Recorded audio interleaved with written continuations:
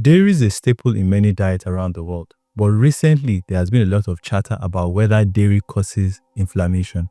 Some swear cutting it out has helped ease their joint pains or skin issues, while others say it's an essential source of nutrient.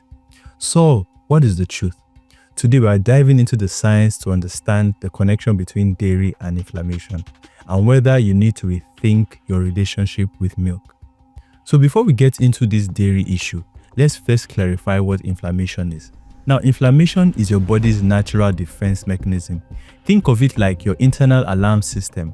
When you get injured or sick, your body triggers inflammation to heal you. But when inflammation becomes chronic, sticking around when there is no clear reason, it leads to problems like arthritis, heart disease, or autoimmune conditions. And this is where food can play a very big role. So we're going to talk about the science between dairy and inflammation. So does dairy really fuel chronic inflammation? The answer isn't in black and white. Here's what research actually says. For some people, dairy doesn't cause inflammation. In fact, some studies have suggested that dairy, especially the fermented kinds like yogurt and kefir, can actually reduce inflammatory markers.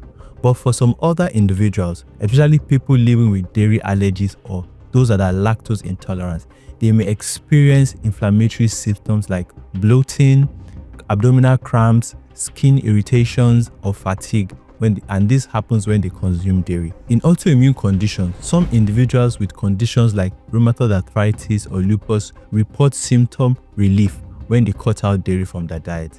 This may be due to personal sensitivities rather than dairy being inflammatory for everyone. So not all dairy is actually created equal.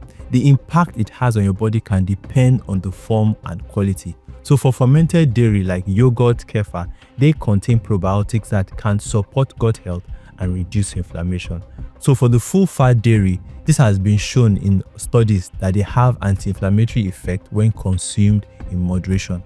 Now, highly processed dairy products like your sweetened yogurt, flavored milks, processed cheese can contain added sugars and preservatives which can contribute to inflammation. So we're going to talk about the Nigerian dairy options to consider. Now in Nigeria, the most commonly consumed dairy products we have are first, the powdered milks from the known brands. Now these ones normally are reconstituted in your tea or your pap, which is called ogi.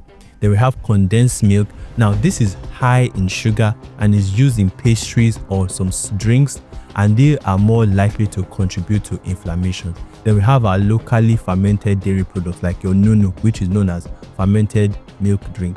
These contain a good source of probiotics if unflavored and prepared in an hygienic way. Many people use evaporated milk in tea or as a creamer in cereals and beverages.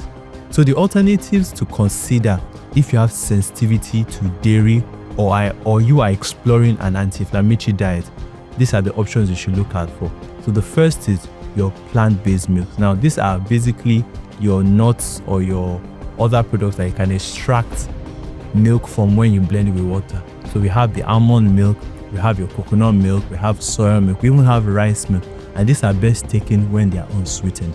Then we have your calcium-rich food, because we know that when you are abstaining from milk, you might lack in calcium and it might lead to a deficiency. So you go for your leafy greens like your ugu, your spinach, your okra, even your sardines and your sesame seed. They are very rich and high in calcium. So let's now talk about the choices, the tips that you must put into play when you are choosing your dairy option. So the first thing is choose plain unsweetened yogurt or kefir for the probiotic benefits. Then limit sweetened or condensed milk, because the added sugar and preservatives can lead to higher cases of inflammation.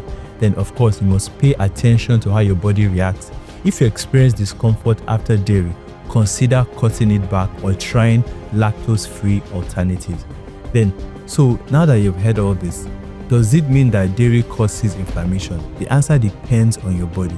For most people, dairy, especially the fermented form, can be a very good part of your diet, especially when it comes to a healthy anti-inflammatory diet. But if you notice symptoms or have underlying conditions, you might benefit from cutting back on sweet or switching to alternatives.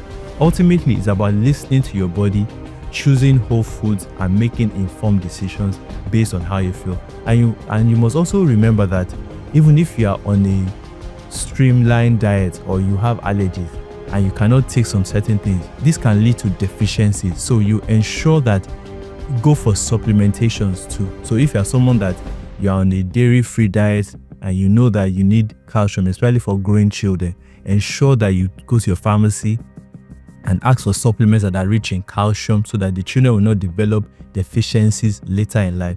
So as we always say, feel free to drop your comments on any topic you would love us to also talk about, and then subscribe to our channel if you haven't done so. Like, share, and until I see you next day, stay safe.